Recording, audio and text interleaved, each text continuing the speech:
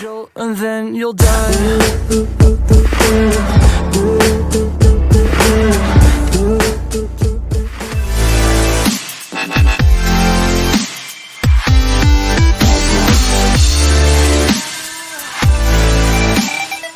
Aujourd'hui, on va parler de l'air et du périmètre. Et quand je parle de l'air, je parle pas de l'air qui nous entoure, je parle vraiment de l'air d'une figure plane.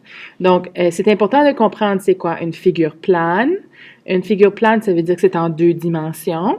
Ça veut dire aussi que c'est une forme géométrique. Donc, ça veut dire que c'est pas juste une ligne droite. Je vais regarder une forme. Donc, il y a besoin d'avoir plusieurs angles, plusieurs côtés pour que ce soit une forme géométrique. On peut aussi utiliser le terme polygone. Donc, si j'observe le terme polygone, je peux le diviser en 2. Je peux regarder le mot en 2 parties. Je peux regarder l'origine. Donc, si je regarde le préfixe poly, poly veut dire plusieurs. Ça vient d'un mot grec qui veut dire plusieurs ou nombreux. Je peux aussi regarder la deuxième partie gone, qui vient d'un mot grec aussi, qui veut dire angle. Donc, si je parle du terme polygone, je vais dire une forme qui a plusieurs angles. Donc, un polygone, à la base, on peut penser à un carré, on peut penser à un rectangle, on peut penser à un triangle. Donc, ça, c'est la base. Donc, dans ce module ici, ce qu'on veut faire, si on veut observer nos figures planes, nos formes géométriques, on veut être capable de mesurer le périmètre et l'air. Donc, quand je parle du périmètre, donc, quand je vais observer une forme géométrique, je vais vouloir mesurer le contour, ce qu'il y a autour de ma forme, ce qui délimite ma forme. Donc, je vais regarder chaque petite ligne qui fait que j'ai une forme géométrique, puis je vais additionner chaque petit côté pour calculer le périmètre. Normalement, les unités de mesure pour le périmètre vont être les centimètres, le mètre, le kilomètre, ça peut être des décimètres. OK, donc ce sera des unités de mesure de longueur. Lorsque je parle de l'air, donc l'air de mes figures planes, donc je veux mesurer en 2 dimensions quelle est ma superficie ou ma surface. Donc, je vais faire ça en utilisant différentes formules, tout dépendamment de la forme géométrique que je vais observer. Donc, les unités de mesure qu'on va utiliser pour mesurer l'air vont être des centimètres carrés, des mètres carrés, des kilomètres carrés. La raison pour ça, c'est parce qu'on parle ici en 2 dimensions et on va aussi multiplier 2 unités de mesure ensemble. Donc, si je multiplie des centimètres avec des centimètres, c'est des centimètres carrés. Si je multiplie des mètres avec des mètres, c'est des mètres carrés. Donc, rappelle-toi de ce qu'on a parlé quand on parlait de l'exposant 2. On multiplie 2 choses identiques ensemble, donc on dit un exposant 2. Donc, c'est pour ça que les unités de mesure pour l'air sont au carré, exposant 2. Un bon truc pour te rappeler de la différence entre le périmètre et le mètre. Pense si tu étais dans un champ avec une clôture autour. Donc, la clôture me dit que j'ai un champ spécifique. Ça, c'est un endroit spécifique. Donc, ça, ce serait mon périmètre. La clôture m'indiquerait exactement le contour de mon champ. À l'intérieur de ma clôture, le gazon, disons, ou le foin, ou le blé, peu importe qui est à l'intérieur de ma clôture, ça, ce serait l'air. Donc, ce serait la superficie, ce serait l'endroit que je peux avoir des choses. Donc, le périmètre est le contour, la clôture, l'air est à l'intérieur. Donc, combien de choses je peux avoir à l'intérieur. Donc, ça, c'est mon petit truc pour essayer de te rappeler la différence entre les deux. Donc, quand je parle de mesurer le périmètre, donc le contour, c'est quand même assez facile parce que tu as juste besoin d'additionner chaque côté ensemble de ta forme pour trouver le périmètre total. Donc, si j'ai un carré, j'ai 4 côtés, je peux additionner chaque côté ensemble pour trouver mon périmètre total. Vu que c'est un carré, je pourrais aussi prendre un côté parce que les 4 côtés sont identiques dans un carré. Donc, je peux prendre un côté et le multiplier par 4. Avec le rectangle, c'est la même chose. J'additionne tous les côtés. Avec mon triangle aussi, je vais mesurer tous les côtés, les additionner. Ça se pourrait qu'avec un triangle, tu sois obligé d'utiliser tes notions du théorème de Pythagore pour trouver un côté manquant, par exemple. Donc, fais attention de voir que tu as tous tes côtés pour pouvoir les additionner ensemble. Alors, pour le cercle, c'est différent de mesurer le périmètre parce que tu dois utiliser une formule spécifique. Tu ne peux pas juste additionner les côtés ensemble. Le cercle, le périmètre, on l'appelle la circonférence. Et pour le mesurer, tu dois utiliser la formule 2 fois pi fois le rayon, ou tu peux aussi dire pi fois le diamètre. Cette formule-là va te permettre de déterminer le périmètre ou la circonférence. Quand tu veux mesurer l'aire des objets, là, tu as des formules très spécifiques. Donc, pour le carré et le rectangle, c'est exactement la même chose. Tu prends la base ou la longueur fois la hauteur et tu les multiplies ensemble et ça va te donner ton aire. Quand tu as un triangle, tu vas prendre la base de ton triangle, le bas de ton triangle, fois la hauteur. Donc, la hauteur est vraiment le centre de ton triangle jusqu'à la pointe. Tu vas les multiplier ensemble et les diviser par 2. Donc, tu vas faire base fois hauteur divisé par 2. Lorsque tu vas faire un cercle, tu dois connaître la valeur du diamètre ou du rayon. Donc, pour le cercle, tu vas prendre pi ou 3,14, tu vas le multiplier fois le rayon au carré. Donc, si jamais je te donne le diamètre, pour connaître le rayon, tu prends le diamètre et tu le divises par 2. Le diamètre est la distance complète d'un point à l'autre dans un cercle et le rayon est la moitié, donc du centre au côté du cercle. Donc, si je te donne le diamètre, tu le divises par 2, ça va te donner le rayon. Donc, le cercle, tu fais pi fois le rayon au carré. Et c'est le rayon qui est au carré. Pour ce qui est du parallélogramme, c'est comme un rectangle qui a été, on dirait qui est tassé un petit peu, qui a été poussé. Donc, le parallélogramme, tu vas prendre le bas, la longueur, et tu vas multiplier par la hauteur. Donc, tu vas pas le faire fois le côté qui est en angle, tu vas vraiment avec la hauteur. Donc, si tu as pas ces données-là, tu ne peux pas mesurer l'aire du parallélogramme. Donc, dans cette section-ci, l'objectif pour toi est de mesurer le périmètre et l'aire de différentes figures planes géométriques en 2 dimensions. Donc, tu vas devoir pratiquer, utiliser, faire les calculs, trouver le périmètre et l'aire. Je vais utiliser mon iPad encore une fois pour te montrer des exemples et je vais essayer de faire un exemple pour chaque forme qu'on va voir en salle de classe. Comme ça, quand tu vas arriver à pratiquer, ce ne sera pas des surprises, OK? Donc, voici les exemples et j'espère que ça va t'aider à comprendre.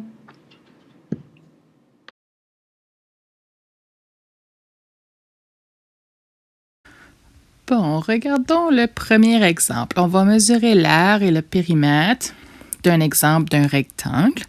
Donc, premièrement, quand on regarde un rectangle, tu devrais être capable de remarquer que la longueur est le plus long côté. C'est pour ça qu'on le nomme la longueur. Et il y a toujours, les 2 côtés seront la même longueur. Donc, la même mesure. Donc, si j'ai 5 cm pour celui en bas, ça veut dire qu'en haut, ce sera aussi 5 cm. Et c'est la même chose si je regarde ma largeur. Donc, ma largeur est 2 cm. Donc, de l'autre côté, ce sera aussi 2 cm. Donc, quand je vais mesurer mon périmètre, je vais commencer avec mon périmètre. Je vais additionner les 4 côtés ensemble. Donc, je peux me dire, oh, ben j'ai 2 cm 2 fois. Donc, je peux dire 2 fois 2 cm. Puis là, ajouter ça aux 5 cm que j'ai 2 fois. Donc, j'ai 2 fois 5 cm. Puis là, je peux additionner. Donc, 2 fois 2, ça va me donner 4 cm. Et 2 fois 5, ça va me donner 10 cm. Donc, mon périmètre au total sera égal à 14 cm. Ce sera mon périmètre de mon rectangle. N'oubliez pas vos unités de mesure. Ça, c'est vraiment important. Donc, si tu m'écris une réponse juste 14, ça ne serait pas bien parce qu'ici, on est en train de mesurer une longueur ou une quantité, une mesure de longueur. Donc, c'est important d'indiquer nos unités de mesure. Ici, c'est des centimètres. Donc, pour l'air, je t'ai indiqué la formule en haut ici. Donc, la formule pour l'air d'un rectangle, la même chose en réalité pour un carré. Je vais faire la longueur fois la largeur. Donc, pour mesurer l'air ici, je vais changer mon stylo. Donc, pour mesurer l'air ici, je vais prendre l'information que j'ai. Donc, je sais que ma longueur, elle est 5 cm. Ma largeur, elle est 2 cm. Donc, je vais mesurer mon air. Je vais faire 5 cm fois 2 cm. Donc, si je fais 5 fois 2, ça me donne 10. Mais là aussi, j'ai fait centimètre fois centimètre. Donc, ça va me donner des centimètres carrés. Ça, c'est important et n'oublie pas ton centimètre carré. Donc, ici, l'air pour mon rectangle serait égal à 10 centimètres carrés. Maintenant, regardons un exemple numéro 2 avec un triangle. Donc, si tu remarques mon triangle, j'ai mis des lignes sur chaque côté, comme ça, des petites lignes. Quand tu vois ces symboles-là sur une forme géométrique, ça veut dire en réalité que les côtés avec la petite ligne sont toutes la même mesure. Donc, ici, si je te dis que le bas est 3 cm, vu que j'ai mis une petite ligne, ça veut dire que chaque côté de mon triangle est aussi 3 cm. Donc, ça fait ça un peu plus facile, puis tu n'es pas obligé d'écrire tous les côtés à chaque fois. Donc, ça, c'est un petit truc en mathématiques. Donc, ici, si je mesure le périmètre de mon triangle, donc, n'oublie pas que quand je mesure le périmètre, je mesure chaque côté, je les additionne. Donc, ici, je sais qu'un côté est 3 cm, mais là, j'ai le même côté 3 fois. Donc, je peux juste dire 3 fois 3 cm. Ça va me donner 3 fois 3, 9 cm. Et ça, c'est mon périmètre. N'oublie pas ton unité de mesure, des centimètres. Je t'ai aussi indiqué la formule pour mesurer l'air ici. Donc, je te dis que l'air est égal à la base fois la hauteur divisée par 2. Donc, la base de mon triangle, c'est en bas, hein? Le côté qui est plat, comme ça ici. Et ma hauteur serait dans le centre de mon triangle. Et là, je te dis que ma hauteur, elle est 3 cm. Donc, quand je vais mesurer l'air, je sais que la base, elle est 3 cm. Oh, mon 3, il est bizarre, hein? Je sais que ma base, elle est 3 cm. Et je sais que ma hauteur, elle est aussi 3 cm. Donc, je vais prendre cette information-là puis la placer dans ma formule. Donc, mon air, elle est égale à la base qui est 3 cm fois 3 cm. Et là, je te dis divisé par 2. Ça veut dire que tout ça ici, là, va être divisé par 2. Je vais l'écrire comme ça linéaire pour que ce soit un peu plus facile à comprendre. Et là, je vais faire 3 fois 3, 9. N'oublie pas de faire centimètres fois centimètres, qui sont des centimètres carrés. Et là, je te dis que tout ça, c'est divisé par 2. 9 divisé par 2, ça me donne 4,5. Donc, l'air ici est égal à 4,5 centimètres carrés. Bon, pour notre exemple numéro 3, on va faire un cercle. Donc, un cercle, ce qui est différent avec le cercle, c'est le périmètre. Vu que c'est circulaire, je n'ai pas vraiment de côté. Je ne peux pas prendre des côtés et les additionner. Donc, j'ai une formule spécifique pour mesurer le périmètre ou on va dire la circonférence. Puis la circonférence, elle est égale à pi fois le diamètre ou 2 fois pi fois le rayon. Un ou l'autre, ça ne te dérange pas, c'est la même chose parce qu'en réalité, le rayon, c'est 2 fois le diamètre. Donc, c'est pour ça qu'on peut l'écrire ici 2 fois le rayon.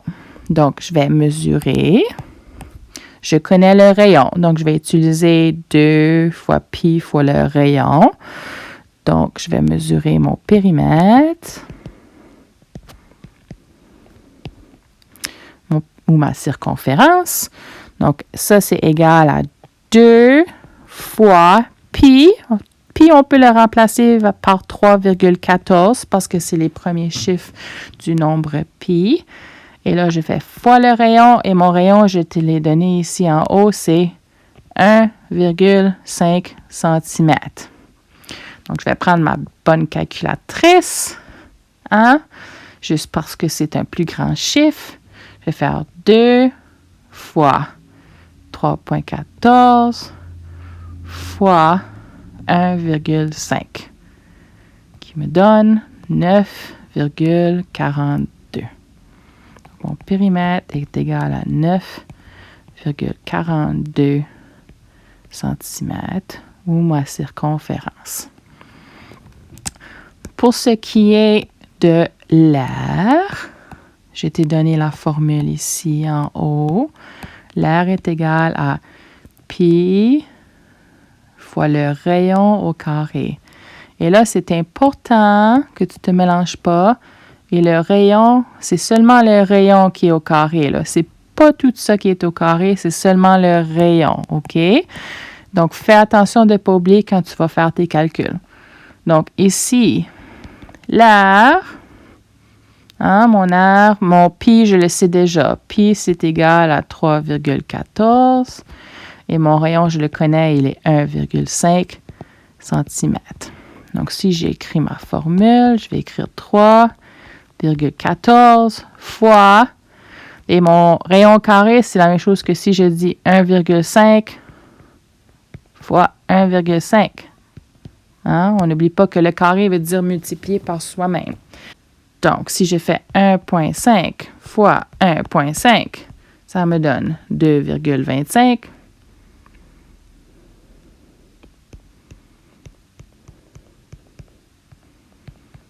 Puis là, j'ai fait des centimètres fois des centimètres qui me donnent des centimètres carrés. Et là, je vais faire 2,25 fois 3,14 fois pi. Ça me donne 7,065. Donc, je peux arrondir à 7,07. 7,07 centimètres carrés sera l'air.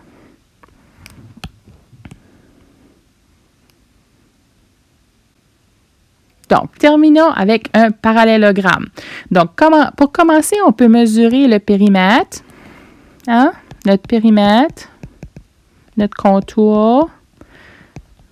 OK? Quand on le regarde, on sait qu'on a une longueur ou une base de 5 cm. On l'a 2 fois. Et on a aussi le côté en angle, qui serait notre largeur en réalité, qui est 2,5 deux fois. Donc, quand je vais faire 2 fois 2 cm Puis je vais l'additionner à 2 fois 5 cm. 2 fois 2, 4 cm.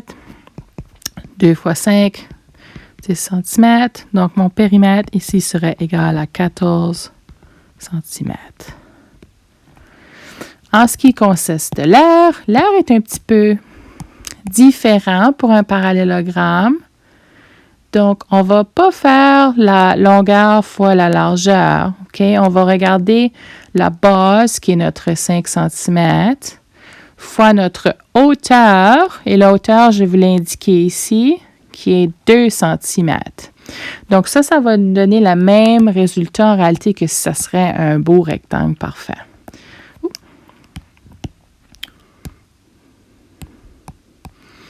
Donc, si je mesure l'air, je vais trouver ma base qui est 5 cm. Ma hauteur, elle est 2 cm. Donc, si je fais ma base fois ma hauteur, c'est 5 cm fois 2 cm. 5 fois 2, 10 cm fois centimètre carré. Hein? Donc, mon aire sera égal à 10 cm carré. Donc, en salle de classe, on fera des exemples un peu plus complexes. On fera des formes composées. Donc, si on place un rectangle collé avec un cercle, par exemple, ou un rectangle collé avec un carré, on fera des exemples un petit peu plus complexes. J'espère que ceci va t'aider. Puis, on se voit en salle de classe. Salut!